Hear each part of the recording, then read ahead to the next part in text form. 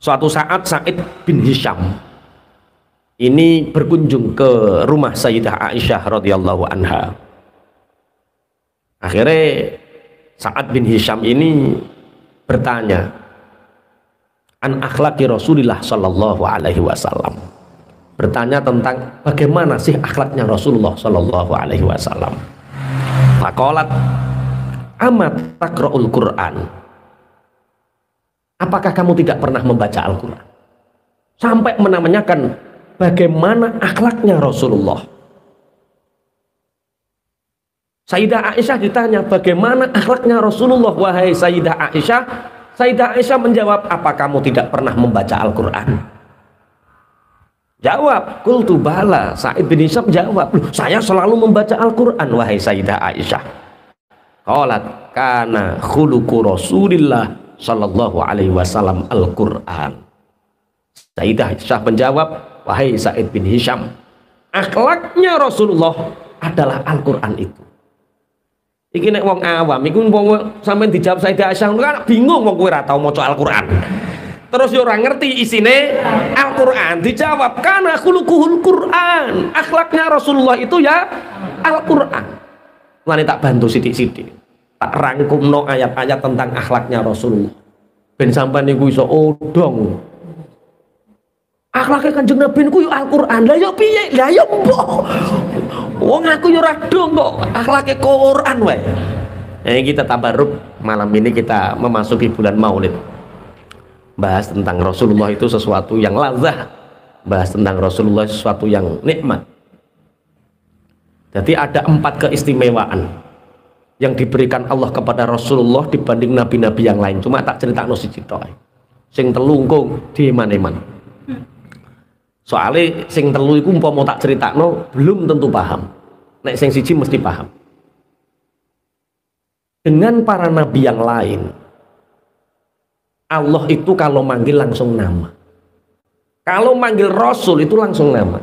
Ya Ibrahim arid an hadza, langsung diceluk nama.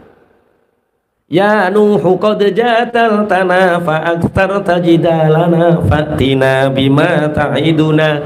Ya Nuhu ya Ibrahimu. Terus nih kowe sing hafal apa sing hafal? Ya iblis piye kowe nabi kok ya iblis. Ya Adam uskun anta wa zawjukal jannata fakula min haitsu syi'tuma. Ayo. Apa nih? Ya Ibrahim wis, ya Nuhu wis. Ya Isa bin Maryam a'al taqul talin nasi takhiduni wa ummiya ilahaini min dunillah. Wis apa nih?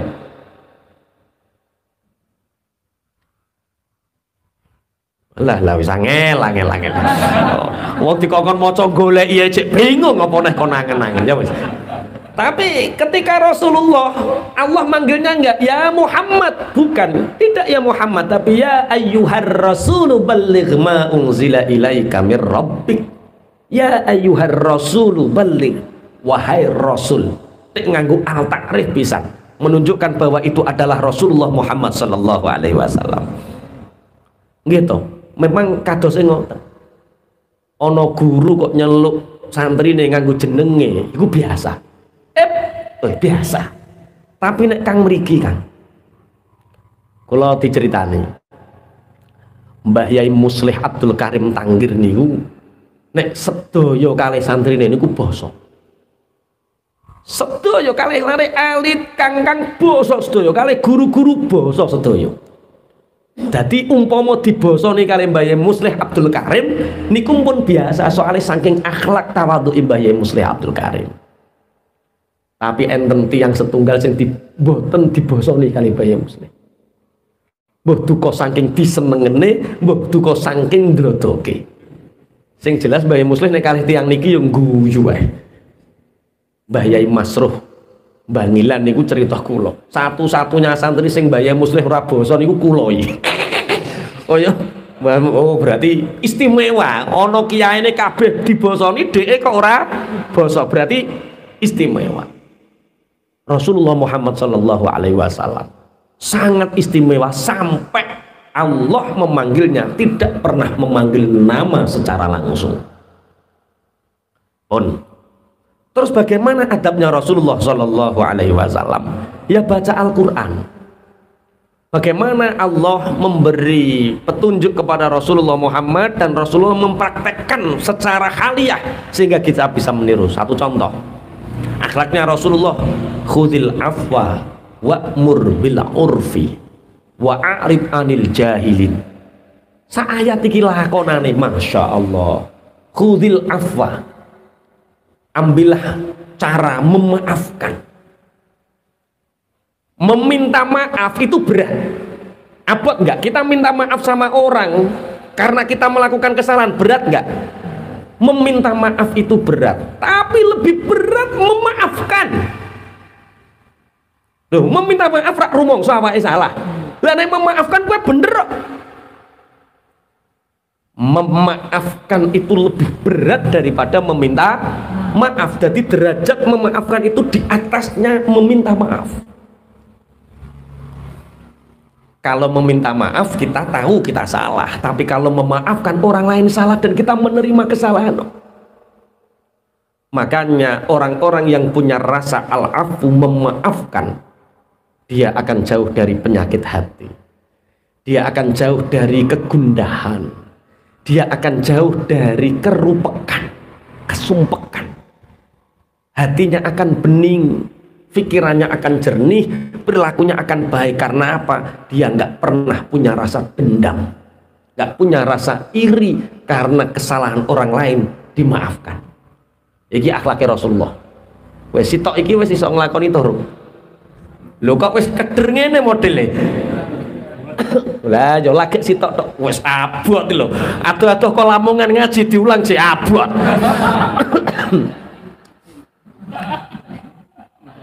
Lebih baik minta izin daripada minta maaf. Kebalik, lebih baik minta maaf daripada minta izin. Kita hari khudil afwa, memaafkan. Dengan memaafkan hati jauh dari rasa dendam. Dari memaafkan hati akan menjadi tenang. Dengan memaafkan rasa iri akan hilang. Jadi orang itu fresh terus hidupnya karena hatinya penuh dengan memaafkan. Aku lo njaluk sepuro, yo njaluk sepuro iku gampang. Wong kowe sing salah kok. Tapi nek memaafkan kesalahan orang lain hanya orang-orang yang berjiwa besar. Hanya orang-orang yang berjiwa besar yang mau meminta maaf dan memaafkan. Bismillahirrahmanirrahim. Khudil afwa wa'mur bil urfi, dan ajak-ajaklah kebaikan. Kita mungkin mudah memaafkan, mudah meminta maaf, tapi kadang kita cuek dengan lingkungan, kita cuek dengan pergaulan, sehingga kita tidak pernah punya prestasi mengajak orang lain untuk kebaikan. Ngaji budal karpe dewi. Pernahkah kita mengingatkan sahabat kita yang tersesat, kebelut bangkit luwih suwe karo Mas Toib di WA, "Le, piye kabare? Ruwet melo ngaji aku to, kok ora ayem urip padangmu. Uripmu kok padang ayo to melu aku. Neng di ngaji. Lah fadilah ngaji apa? Wis rasa tak cerita apa, kok enek ngaji utangmu lunas." Bareng ngaji saulat dadak gak lunas diburu terus deh. Urung-urung wis critakno fadilah. Enggak, wa'mur bil urfi. Kita harus selalu mengingatkan orang lain, mengajak orang lain untuk melakukan kebaikan. Tapi kita jangan menafikan diri kita, jangan jadi lilin. Lilin itu bisa menerangi orang lain, tapi dirinya sendiri habis. Dia banyak ngajak orang, tapi dia nggak melakukan. Itu seperti lilin. Nek ciri Mas Taib apa? Jarkoni piye? Jarkoni iki apa? Iso ngujar gak iso ngelakoni. Utawa gajah ditopeni. Ngerti gajah ditopeni? Ya dagelan maksudnya. Lah wong ngajak-ngajak apik, pemabuk melarang orang lain untuk mabuk. Boleh enggak? Ya boleh. Walaupun kita suka mabuk, melarang orang lain untuk mabuk boleh. Tapi asarnya, labetnya kurang. Makanya kita jangan jadi lilin, tapi nek iso jadi Nek Petromak yo entek lengo gas iki. Listrik, yang penting PLN cek urip. Listrik. Jadi menerangi orang kita sendiri terang benderang, orang lain juga merasakan cahaya. Kunang kan bukan terus. Tapi nek iso ilang kok. Kunang. Iya, mosok dakwah kaya kunang ya. Iya mendrip-mendrip kecilien. Kecilien. Oh. Sokle ya. Kok nang kulapen. Enggak, artinya wa'mur bil urfi ini penting. Kita punya satu kewajiban yang kita lupakan. Roh kita ini butuh pengikat. Butuh musalsal terus. Kita baik, oke, kita jadi orang soleh itu baik. Soleh sendiri namanya soleh. Baik sendiri namanya soleh. Tapi mengajak orang lain untuk baik dan orang itu menjadi baik, status kita tidak soleh lagi, tapi muslih. Diri kita sendiri menjadi baik, orang lain diajak menuju kebaikan. Jangan sekedar soleh, tapi jadi muslih. Wa'mur bil urfi, akhlaknya ngono. Iku wis mbok lakoni to, insyaallah wis. Oleh wong piro dari domba-domba yang tersesat? Wah, wis oleh wong 10 deh. Wis oleh wong 10, muga-muga ikhlas kabeh. Lah yo ngajak ngaji. Wong siji wae urung melangkah dosane wis di sepuro. 10 ku alah 10 kuadrat. Masya Allah. Bener Bang didele lunas ya bener. Siji memaafkan, 2 mengajak kepada kebaikan. Wa arid anil jahilin. Berpaling dari orang-orang yang bodoh. Berpaling bukan berarti meremehkan. Orang bodoh kita hormat, orang bodoh kita muliakan sebagai rasa kemanusiaannya. Tapi nek wong bantai, wong bodoh bantai, wong gak ngerti bantai awake, lebih baik wa idza khatabahumul jahiluna qalu salama. Pak Yai jenengan iku salah. Fardune wudu iku ngusap kuping, fardune wudu. Mbok arani sunah piye? Orang ngusap kuping kok wudune sah. Pak Yai ngajine nang ndi? Wis jelas wong bodoh. Nek neng wong ngono kuwi iya Kak, iya. Jadi Imam Syafi'i itu pernah berkata, aku mujadalah, berdebat dengan orang alim siapapun, saya nggak pernah reputasi kalah, nggak pernah. Tapi saya hanya terkalahkan oleh satu orang. Siapa? Orang bodoh. Jadi kalau dengan orang bodoh jangan berani bantah-bantahan. Nah ini akhlaknya Rasulullah. Kalau dengan orang bodoh, Rasulullah nggak ngelateni. Kalau dengan orang bodoh, artinya bodoh tauhidnya, bodoh akidahnya, mencaci maki Rasulullah, Rasulullah nggak meladeni, Rasulullah nggak melayani. Nek kowe ya ora kok. Masuk bantah-bantah ning komentar media Bojonegoro sampai 200 isine kowe karo musuh mentok terus. Habis waktumu untuk itu. Lah ya wong ngurusi wong nganggur, wong bodoh. Wis yo nek ning wong bodoh piye ora usah direken. Itu akhlaknya Rasulullah. Kana khuluquhul Quran.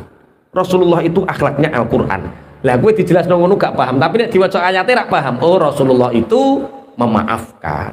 Rasulullah itu selalu mengajak kepada kebaikan. Rasulullah itu selalu welas ning gone wong bodho-bodho. Saking welase yo gak dipasotno, yo gak dielek-elekno, tapi cukup Rasulullah berpaling. Akhlaknya Rasulullah lagi innallaha ya'muru bil adli wal ihsani wa ita'i dzil qurba wa yanha 'anil fahsya'i wal munkari wal baghi. Iki khotib setiap khutbah mesti maca. Nah itu akhlaknya Rasulullah. Bil adli. Rasulullah adil. Bahkan Rasulullah seandainya Fatimah sendiri yang mencuri, saya yang akan memotong tangannya. Bagaimana keadilan Rasulullah? Sayyidina Umar bin Khattab sing niru Rasulullah mawon, anaknya yang bernama Ubaidillah dipukul sampai mati sebagai hadduz zina. Jadi ada salah satu putranya Sayyidina Umar bin Khattab yang ketika itu Umar bin Khattab menjadi Amirul Mukminin, presiden, khalifah, Tapi nek khalifah ra Abu Bakar, nek Amirul Mukminin Umar bin Khattab. Niku Ubaidillah itu lama sakit.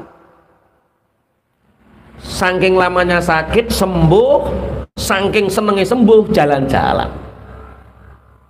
Akhirnya dia diampirno ini bahasa Indonesia apa? Diampirkan. Kok diampirkan kok saru. Mosok singgah. Jadi kalau singgah rawae ini diampirkan wae ke sini ngono lho. Apa bahasa Indonesia ini? Akhirnya wahai Ubaidillah pinarak. Akhirnya Ubaidillah di situ karena ini orang Yahudi punya dendam pribadi.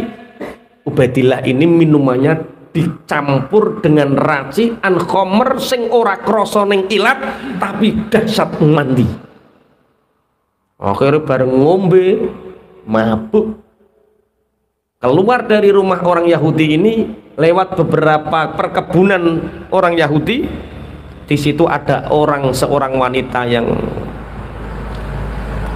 perawan sing bubukan ning gurine omah, syahwatnya memuncak dan terjadilah pemerkosaan. Dan itu beberapa bulan kemudian ketika Amirul Mukminin khutbah, ada seorang wanita, ya Amirul Mukminin, tolong beri keadilan kepada kami. Keadilan yang bagaimana? Aku hamil. Hamil dari halal atau haram? Halal untukku tapi haram untuknya. Untuknya siapa? Ubaidillah ibnu Umar bin Khattab. Bergetar Umar bin Khattab, campur meruntus. Bagaimana orang sealim Ubaidillah yang ngaji Qur'annya saja sama Rasulullah, langsung dididik oleh Rasulullah bagaimana melakukan perbuatan itu. Akhirnya tunggu sebentar di sini. Tapi sebelum itu aku akan memutuskan dari pribadiku sendiri, bukan dengan hukumnya Allah. Anakmu akan dirawat dengan baik sampai dewasa dan kamu akan diberi nafkah sekian. Itu kebijakan pribadi, bukan kebijakan hukumnya Allah. Sebagai bentuk empatinya Sayyidina Umar bin Khattab. Akhirnya hadirin disuruh sebentar di masjid. Perempuan ini juga di situ. Sayyidina Umar bin Khattab pulang dan tanya sama anaknya ketika makan siang, "Nak, apakah kamu melakukan itu?" Akhirnya ringkesnya cerita, "Iya, karena saya tidak sadar. Ternyata pisan tok dadi, Pak. Memang modelnya ngono kok kadang-kadang sing jajal-jajal pisan yo dadi. Sing bolak-balik pingin ki ora dadi. Tapi ojo jajal, ngupuk jajal." Ini akhirnya hukum ditegakkan. Walakum fil qisasi hayatu ya ulil albab la'allakum tuflihun. Abi Syahmah atau Ubaidillah putra Umar bin Khattab ini ditaruh di depan masjid, dipanggil Al-Gojo. Al-Gojo tidak berani mencambuk karena ini adalah putra Amirul Mukminin. Padahal cambukannya hanya 100 kali. Karena Al-Gojo tidak ada yang berani, maka dengan tangan Sayyidina Umar bin Khattab sendiri Ubaidillah ini dicambuk. Sampai hitungan yang ke-60 berapa Ubaidillah meninggal dunia. Tapi dalam mimpinya Sayyidina Umar bin Khattab bermimpi bertemu dengan anaknya dan ditanyakan, "Bagaimana kabarmu, Nak?" "Alhamdulillah Bapak, karena Bapak menegakkan keadilan. Aku bertemu dengan Rasulullah, aku bertemu dengan para sahabat yang lain, aku diturahkan rahmat kasih sayangnya Allah walaupun aku mati dalam keadaan dijilid." Adil. Nah, kita bisa enggak seperti itu? Adil. Rasulullah, seandainya putriku sendiri yang mencuri, tak potong tangannya. Sayyidina Umar bin Khattab praktek apa? Anaknya sendiri mati dalam cambukannya dengan tangannya sendiri. Adil. Masya Allah, ini berat. Yang paling berat di Indonesia sekarang ini keadilan. Pokoknya duwe wong jeruk beres. Ora duwe wong jero bablas. Pokoke nek duwe kroni aman, gak duwe kroni bablas. Iki ayo bahas mulutan kan yo bahas sifatnya Kanjeng Nabi. Ya'muru bil adli wal ihsan. Ihsan sama, tidak hanya memerintahkan kebaikan, tapi kita banyak berbuat kebaikan. Baik dalam tutur katanya, baik dalam perilakunya, baik dalam ahwalnya. Rasulullah saking apike ora tau guyu cekakaan. Lan jenengan kok nek guyu cekakaan iki aku dudu Kanjeng Nabi kok. Iku akhlaknya Rasulullah yang sangat sempurna. Lah belajar akhlaknya Rasulullah yang lain. Nek kon ngempet guyu aku ketoke ora betah. Nek kon guyu koyo Kanjeng Nabi mesem tok ra iso aku. Terlalu sopan. Ya kudu ana mah umat-umat Kanjeng Nabi sing guyu ngene iki ya ana. Kanjeng Nabi niku Masya Allah cara diceritakno ora ana enteke akhlak-akhlak dari ahwalnya Rasulullah. Bismillahirrahmanirrahim. Terus wa ita'idzil qurba. Rasulullah itu selalu memberikan sedekah, infak kepada kerabat-kerabat terdekat. Jadi kerabat-kerabat Kanjeng Nabi kopen kabeh. Kopen kabeh. Tapi bukan nepotisme. Kopen itu artinya kerabat-kerabatnya Rasulullah yang butuh terus dikasih sama Rasulullah. Lah wae min sanam melarat ora mbok openi, ponakanmu melarat ora mbok openi, dulur pakde palikmu ora mbok openi. Ayo Kanjeng Nabi akhlaknya wa ita'idzil qurba. Kerabat kita aja sampai mulya dhewe, ajak kerabatmu menjadi orang-orang mulia. Awake aja sugih dhewe, ajak kerabat-kerabatmu untuk kaya, tapi dengan keadaan terhormat. Aja kok tambah mbok dadekno kroni. Wah, teh kabeh bupati kono, dulure bupati kene, dulure minsanane kene kabeh sak Indonesia kaya nggone dheke kabeh. Lah ngono iki sing ora oleh. Wa ita'idzil qurba itu artinya jangan sampai keluarga kita kesusahan dan kita tidak tahu. Jangan sampai kerabat kita susah tapi kita tidak tahu. Wa ita'idzil qurba. Mulane kadang-kadang kaya winginane wedhus mangan plastik keselek ngono ki yo menawa bateh murah tau mangan wak wedhus terus akhirnya dibeleh bateh umban wak wedhus ngono yo diangen-angen. Aku kudu guyu. Alhamdulillah oleh wak wedhus telung kresek. Lho kok diterima wedhus mangan plastik keselek. Iki nek ngergak dibeleh wedhuse tetep mati. Ya alhamdulillah yo ono Gusti Allah nek pengin meksa kongkon sedekah yo ono ae. Ngono ki nek wong santri kan iso dadi hikmah. Alhamdulillah iki umpama gak keselek plastik ra ngarah iso sedekah wedhus siji ya. Sedekah lho, ora akikah, ora kurban, keren lho. Sedekah wedhus. Dipaksa.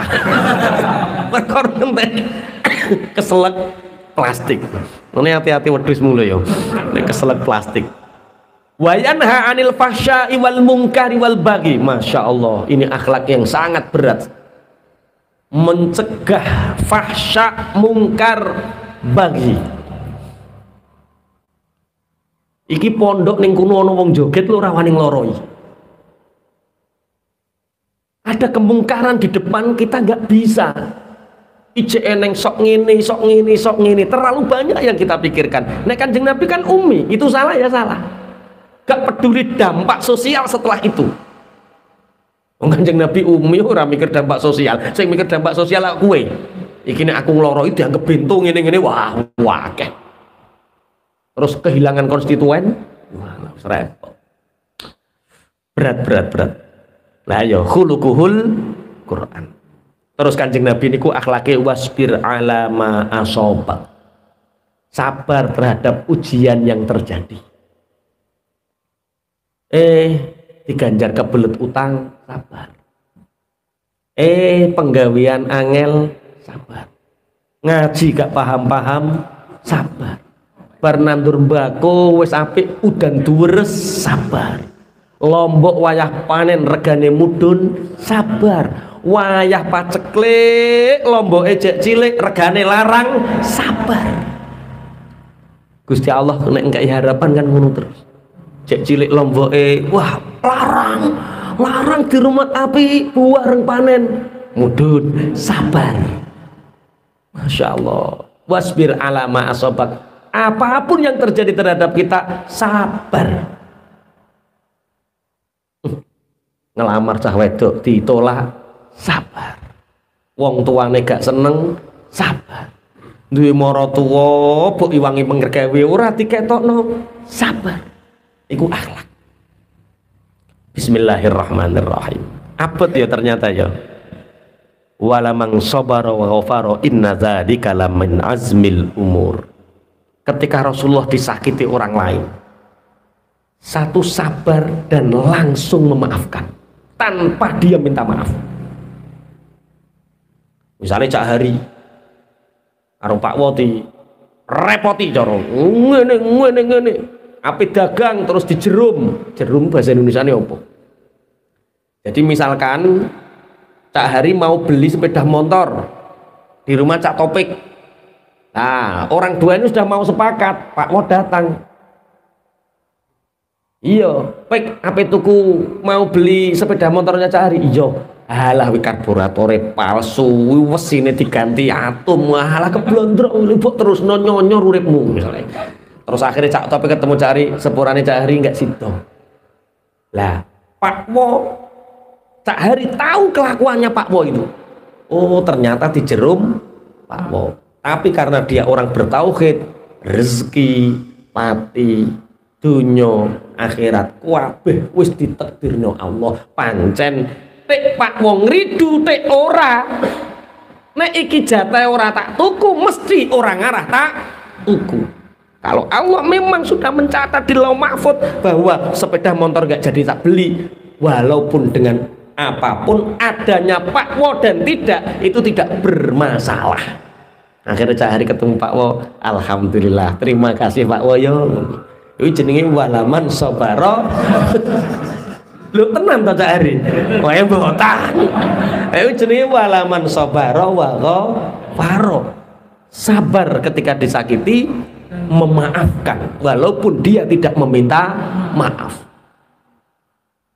Mas Toib ape besanan dijerum karo Pak Hadi. Kowe pengen dadi besanan karo Toib, alah loro anakmu tenan. Aku mau ngilingno tenan, aku mau ngilingno, akhirnya digagalno. Karena Mas Toib sudah ngaji walaman sobara ghafaro, ada Pak Hadi dan tidak, itu tidak berpengaruh apa-apa terhadap takdir ini. Wong pancen neng Lauh Mahfud ora dicatet nek dadi judone. Masih ora gak neng Pak Hadi ya tetep gagal. Bahasanya ngeten iki paham nggih? Masyaallah. Lah ngono kok kowe duwe dendam karo wong. Kok punya iri sama orang lain. Berarti kowe nganggep tauhid takdir Gusti Allah gak berlaku nek ngono berarti. Makanya jangan pernah membenci orang lain. Walaman sabara wa ghafara. Dan itulah akhlaknya Rasulullah. Ternyata Rasulullah tidak pernah membenci, Rasulullah tidak pernah dendam. Bismillahirrahmanirrahim. Fa'fu anhum wasfah innallaha yuhibbul muhsinin. Rasulullah itu memaafkan dan langsung musafahah. Jadi ngene, jadi tingkatan wong memaafkan itu kan ada 3. Pertama, fa'fu anhum, kita memaafkan. Wa ghafaro itu di samping kita memaafkan, kita mendoakan. Kemudian wasfah, siap bertemu, salaman, berhadapan-hadapan. Soalnya ono wong ini tidak sempurna memaafkannya. Lek sepurane, ya tak sepura tak. Tapi di hatinya tidak mau mendoakan kebaikan. Terus tidak siap bertemu, nek wonge ada, maksudnya lewat dari barat, dia lewatnya dari timur. Memaafkan tapi tidak siap bertemu. Nah sempurnanya itu 3. Saya punya masalah sama Toib, meminta maaf, tak maafkan. Setelah saya memaafkan, saya mendoakan, ya Allah, beri kemudahan hidup untuk Mas Toib, beri keberkahan hidup untuk Mas Toib, mudahkan segala urusan dunia dan akhiratnya. Sudah dapat 2. Kalau ada orang yang membenci sampean, doakan. Iku sampean wis gak duwe ketaterapan dendam. Doakan. Setelah itu siap bertemu. Nah itu Rasulullah. Memaafkan, mendoakan, bertemu. Kok kaya mau meneng ya apa tuh enteng kira-kira. Kana khuluquhul Quran. Kanjeng Nabi ku akhlake Quran. Sampean jelasno Quran tambahanu. Piye? Bismillahirrahmanirrahim. Terus Kanjeng Nabi ketika dakwah idfa billati hiya ahsan. Rasulullah itu mengambil sikap menolak pun dengan menolak dengan cara yang paling baik. Itu Rasulullah. Rasulullah tidak pernah menolak dengan kasar. Rasulullah menolak dengan cara yang terbaik. Cara panganan ora enak yo gak dipangan. Ora kok terus niku panganan opo? Niku opo niki? Oh, gua ning raine men. Opo akhlake sapa? Masakan timbangan iki wani rasah masak gelak nang wong lanang niki. Tuku wae. Geger gara-gara masakan. Nek ora enak ya rasah dipangan. Pun. Ya. Yo jak mangan bareng ora gelo karo bojo. Iki sing wal kadhiminal ghaidha wal 'afina 'anil nas wallahu yuhibbul muhsinin. Wal kadhiminal ghaidha wal 'afina. Rasulullah itu ketika marah niku diempet. Ngempete itu sampai wong gak roh kecuali orang-orang dekatnya yang tahu bahwa Rasulullah sedang marah. Wal kadhiminal ghaidha. Kanjeng Nabi niku nek srengen diempet. Sampai nek gak wong terdekatnya sekali tidak tahu bahwa dia sedang marah, bahwa beliau sedang marah. Wal 'afina 'anil nas.